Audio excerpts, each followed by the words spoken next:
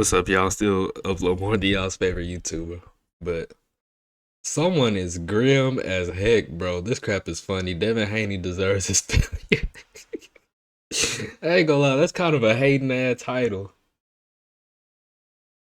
But I ain't gonna cap. Well, let's go and listen to what dude has to say Devin first. Haney and his father Bill spent the lead up to the Ryan Garcia fight telling everybody that would listen about how easy they would make this look. They talked about how Ryan hasn't improved at all since the amateurs and how Devin was now on a different level and how he would show everyone on April 20th. I believe the direct quote was, "It's not going to be easy, but I'm going to make it look easy." Devin was so confident that he looked at the victory as a foregone conclusion. To him, this fight was just a stepping stone to a bigger showdown against Gervonta Tank Davis. And after his dismantling of Ryan, he fully expected the boxing community to pressure Tank into making the fight. But he ended up literally falling flat on his face in front of thousands of people, and in this video, I'm going to break down why he deserved it. Devin's career has been defined by trying to be something that he just wasn't in a multitude of ways. I'm gonna say this. And I don't mean this like Devin ain't got skill.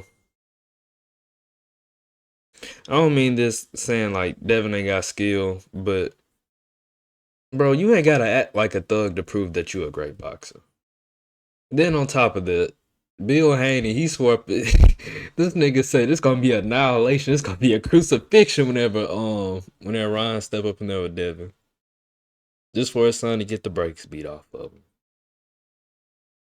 And in this case, he just flew too close to the sun. And in doing so, he tried to gleefully take advantage of a person that he once called a friend that was really in a bad place. Had he been successful, the absolute best and most favorable way to describe what happened would have been a grimy way to do business. But before we get into all of that, let's briefly go over the history between Devin Haney and Ryan Garcia. Devin and Ryan knew each other since they were 9 years old, competing against one another in the amateur circuit. Considering the fact that he's not known for his superb boxing skills currently, it might surprise some people to know that Ryan was actually the man in the amateurs. By the time he turned pro, he had a record of 215 wins and 15 losses and was a 15-time national amateur champion. So keeping that in mind, it's not shocking that the first time that Devin and Ryan met, Ryan beat him pretty easily. However, eventually Devin caught up, and once they both left the amateurs, their win and loss record against one another was at an even 3-3. Devin himself amassed an impressive record of 130 victories and 8 losses, and also won several national titles, including the prestigious 2015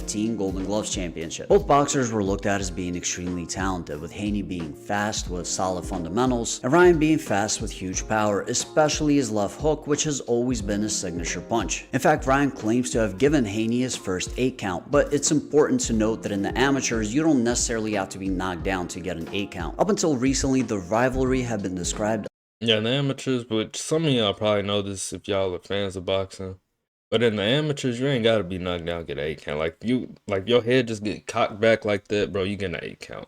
The amateurs is extra precautious for the fighters, just to make sure like they're not taking too much head damage and so on. As a friendly one, as the two had grown up with each other and had some similarities in the way that they were brought up. The overarching one being that they were both trained and managed by their fathers. Henry Garcia trained Ryan out of the garage since the age of 7, and once Devin moved from Oakland to Las Vegas, Bill had him training out of the infamous Mayweather Boxing Club. Devin and Ryan were the same size, same age, and competed in the same circles, and at one point they even called each other friends. I know Ryan really well. We even, as kids, went to like Circus in Vegas together. We went to the amusement park together. And then they take us to Circus. They get the unlimited wristbands. I don't know how, I never even knew they had unlimited wristbands back then. But things changed once they turned pro. Even though Devin was very talented as a boxer, he ran into some major issues when it came to becoming a superstar and a household name. He had low marketability because he wasn't relatable or didn't appeal to any specific crowd, and on top of that, his fights had very little appeal to the casual viewer because he had almost no power in his hands. So it was Devin do got skill, but he do like power. I'll give Devin that. Like, he got the skills, he a great boxer, but bro just don't have any power to knock no one down. He don't. One dull boxing masterclass performance after another. And by comparison, Ryan came into the pros with a huge fan base that he built through his YouTube channel and social media. And every single fight of his ended in a spectacular knockout. And not surprisingly, these issues with Devin not being able to cross over never sat right with Bill and Devin. Whether it's good or it's bad, the fact remains that at the end of the day, boxing is an entertainment business. And you can be the greatest technical boxer in the world, but if you're not attracting I said that before up in a video. Bro, it don't matter. Like, if you can't put on the show, you're not going to have people wanting to watch you. Like, you got to be able to put on the show. Like, yeah, you can have fans and supporters and stuff, but as far as having them big crowds like how Tank do and have people buy your pay-per-views, you're not going to have that big of a crowd in the stadium, dog.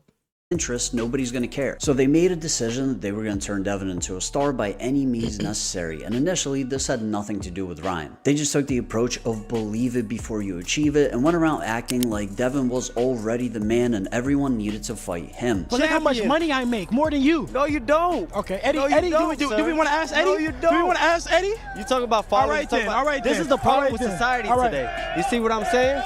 Bro, Devin don't want that smoke with T.O. He don't.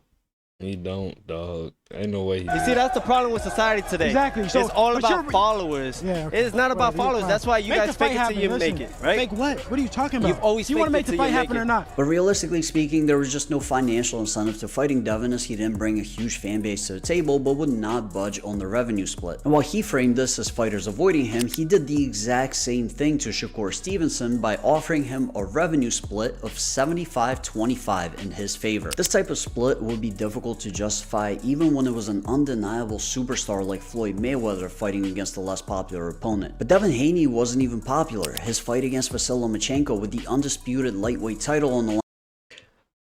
Devin is like Florida.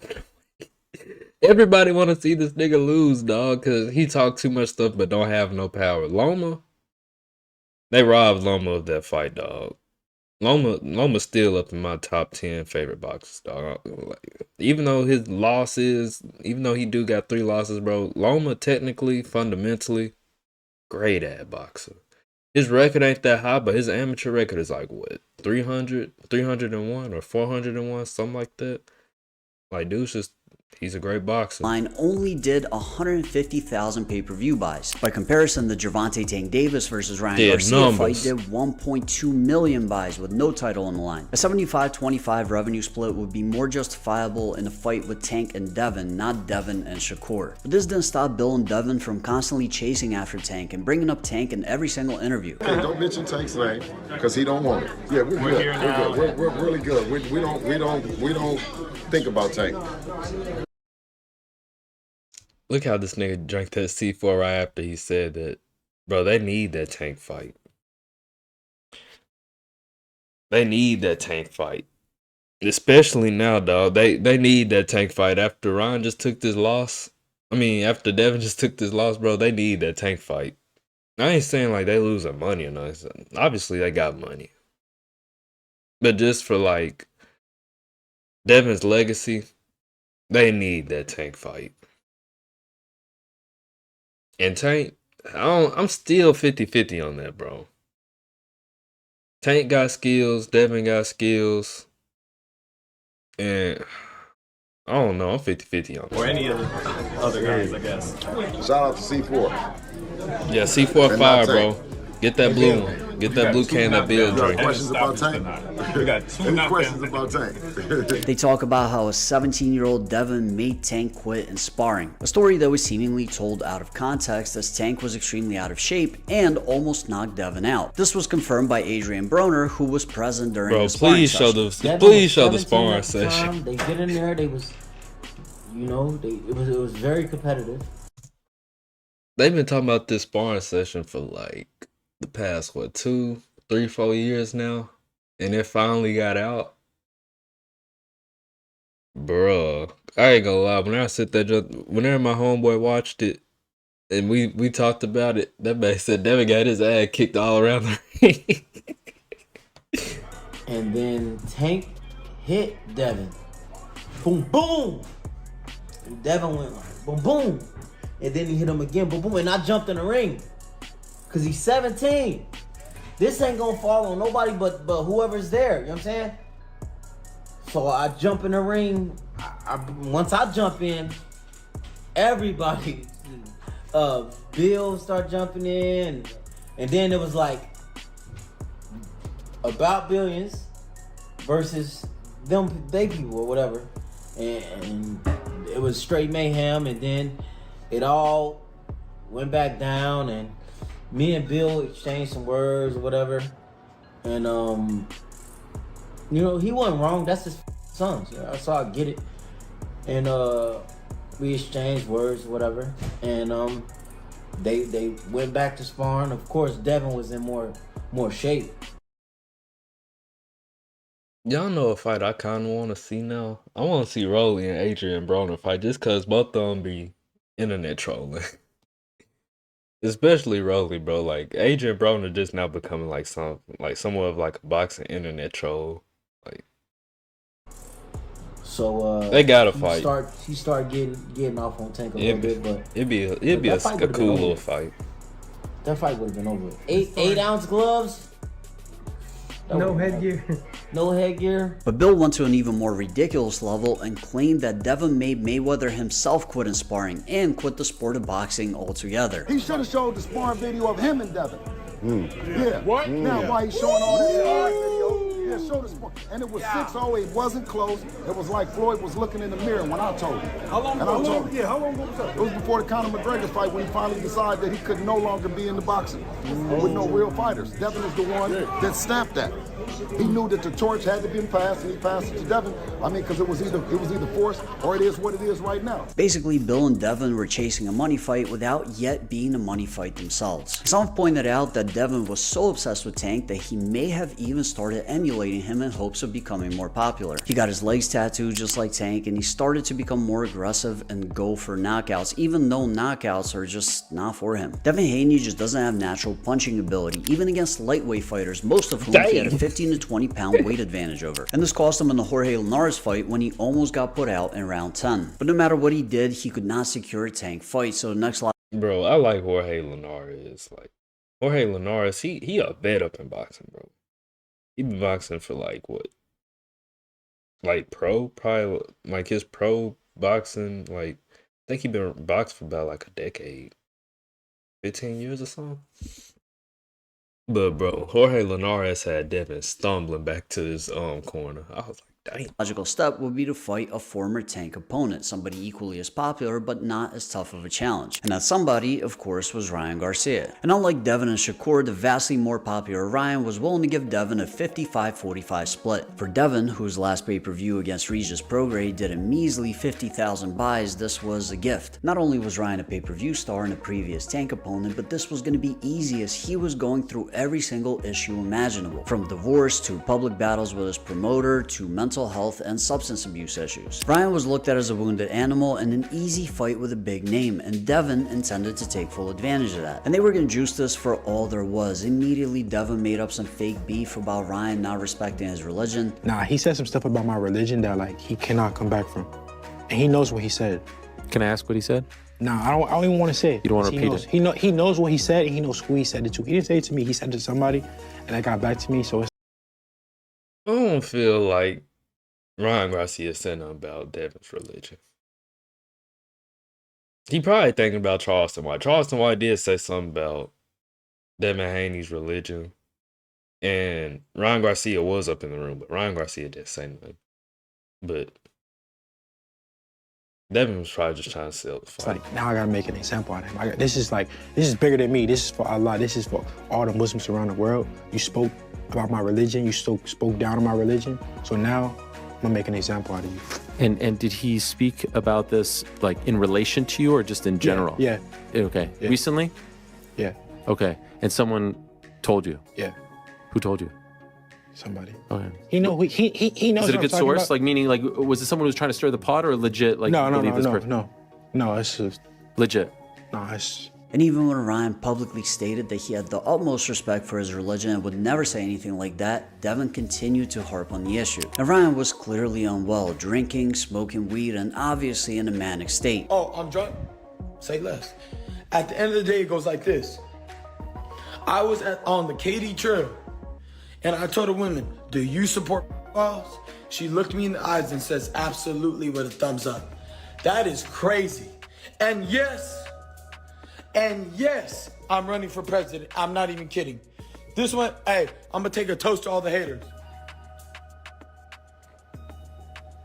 Y'all vote this man for president. You need to be kicked out of America, bro. Do not vote for Ryan Garcia for president. This nigga shouldn't even run for president. Empty, drank it all myself. Even if you agree with some of the things that he was saying, you can't really argue that clips like this show a mentally stable individual. Yo, Andrew. Hey, bro. All right, talk to us. Bro, I don't give a bro. They held me down and they made me watch little kids get. I don't give a anymore. Where? Bro, they took me to the in the woods, bro, and they tied. I'm not joking, bro. I have proof, bro. I don't give a bro. I will show you every video you could ever believe. Bohemian Grove is real. They tied me down and they made me watch, dog. I absolutely don't give a anymore. Yes, I lost it. They're little kids. He doesn't want to take us all, so let's go. Yeah, come on. Come on, Ryan. He doesn't want to take us. Come on, fuck this guy. Bro, this dude, dude. Who? Bro, you know you know the higher elites, bro. You already know who they are, bro. No, you know what? You know the path Andrew, you're going down is dangerous, my friend. I don't give a. I don't give a. They can't touch me. I'm a god. Well, that's the first point of contention because I care about you a lot, and I can assure you from my own personal experience that they can touch you, which is the worst part no, about they it. can't, bro. All right, so come touch me, bitch. You have proof of these things. You have proof of this on your phone? Yes, of course I do. What the you talking about? Of course, if Alex could get a video from the Bohemian Grove, of course I could. He was bloated, rambling, and glassy-eyed in every appearance, and people started to get legitimately concerned. Even Raleigh Romero, a notorious boxing troll and somebody that had issues with Ryan in the past, came out and said that he needs help. All I know is he's going through shit right now, and y'all need to be there for him instead of slandering him. It got so bad that the New York State Athletic Commission ordered a mental health evaluation. But this didn't deter Devin at all. He just talked about how he was going to stop Ryan and get him out of boxing. If anything, he seemed energized by the fact that Ryan seemed to be in such a bad state. Bill would claim that Ryan's just playing it up for the cameras in order to save face, but moments like these showed what Devin really thought. Something is wrong with this motherfucker. I'm gonna tell you, nah, something wrong with him. This shit not normal. This shit is not normal. That's what happens when you face the Devin the Dream Haney. And if you paid attention to what Bill was saying outside of the press conferences, his focus was still on Tank, showing that they were completely looking past Ryan. After Ryan released the sparring footage between Devin and Tank that backed up Adrian Broner's account, he got into a beef with Adrian Broner. You got in my business with that sparring, and you know you wasn't supposed to get in my business because I was betting against your daddy. Man, I'm not worried about that. Hold on, I just told what I. But Bill, if y'all won, if y'all won the spar like how you said, why you worried about this man releasing it? Every boxing fan been want to see this spar, and everybody want to see Devin and Tank fight. That's gonna be the biggest fight in the next 100 years of boxing, bro.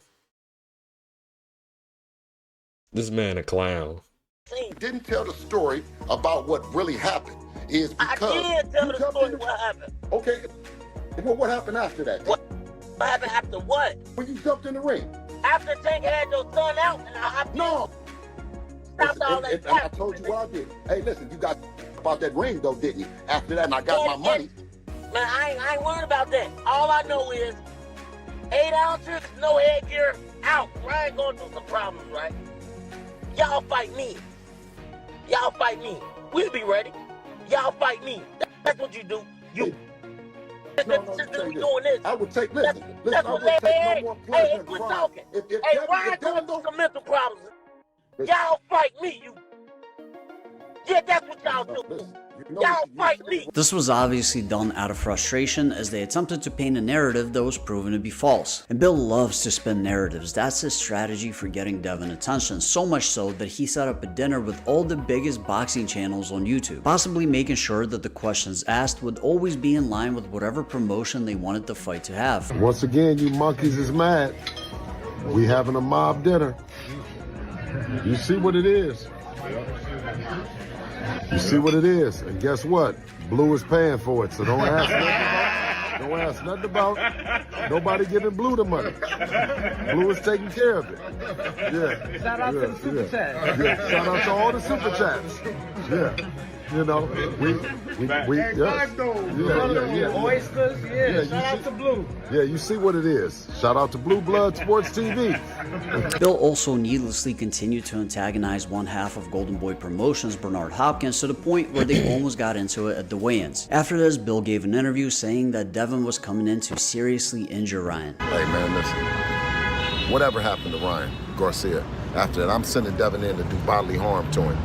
Everybody, I'm telling you, put your kids to bed, because this ain't gonna be nothing nice. Everything seemed perfectly set up for Devin to succeed. This wasn't a fight, it was an execution with a completely compromised fighter. He was getting more eyes on him than he ever has before in an almost equal split of the money, not to mention the extra money he was receiving for Ryan missing weight, and this would surely catapult him into superstardom and get him that Tank fight that he wanted so bad. And all he had to do was destroy a former friend who was at the lowest point in his life. He went in there fully believing that he was gonna knock Ryan out, and that's where he messed up, because in his bid to meet Ryan in the center of the ring like he promised, he ended up the one being wobbled. And instead of realizing that Ryan can't hurt him or was dangerous, he got embarrassed and decided to prove a point and go after that finish like he had an iron jaw. And after several rounds worth of exchanges, Ryan realized that Devin was the one that couldn't hurt him, and he put Devin down 3 times from round 7 and on. And if it was a smaller profile fight with less on the line, it 100% would have ended up being a stoppage. But ultimately, Devin ended up taking the first loss of his professional career by decision. And in trying to take...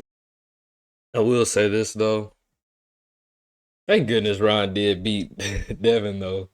Because this kind of ended the whole Floyd Mayweather want to have a old type ordeal, dog. Like, I said it before. Bro, just because you got like a couple losses, a few losses on your record, it's not the end of the day. It's boxing, bro.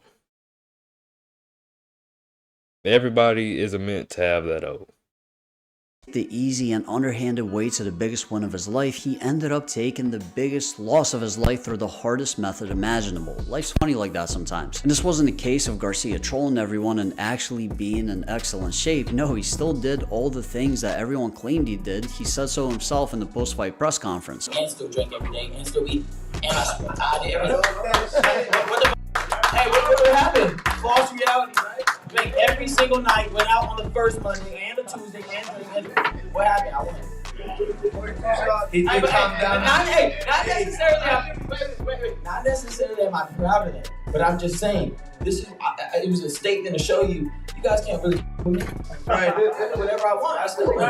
He did settle down on Sunday though. That's the match. I don't know. This was a case of over-eagerness on Devin's part of taking advantage of a former friend and believing that he was much easier prey than he actually was. And now there's no superstardom, no Tank fight, and limited options outside of a rematch with Ryan Garcia, which Ryan doesn't have to grant, by the way, and the ultimate twist of irony would be if Ryan and Tank ended up having a rematch of their own instead. I don't know if I believe in karma, but for those that do, this is about as good as a Tank and Devin, not Tank and Devin, a Tank and Ryan rematch, bro, at 140.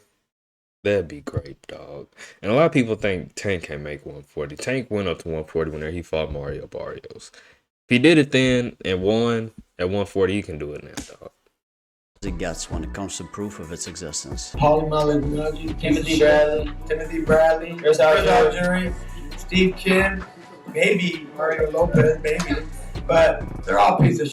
Okay. Oh shit! And that's right. And Ryan proved them wrong. Right. Yeah, Timothy Bradley, somebody. Right. Man said Tim Bradley. Tim Bradley is a meat rider a little bit, dog. Like whenever Tank and Ryan was finna fight, he was all on Ryan's meat. And then I think during the Devin and Ryan fight, he was all on Devin. But Yeah, y'all, that's the video. I'm gonna catch y'all up in the next one. Peace.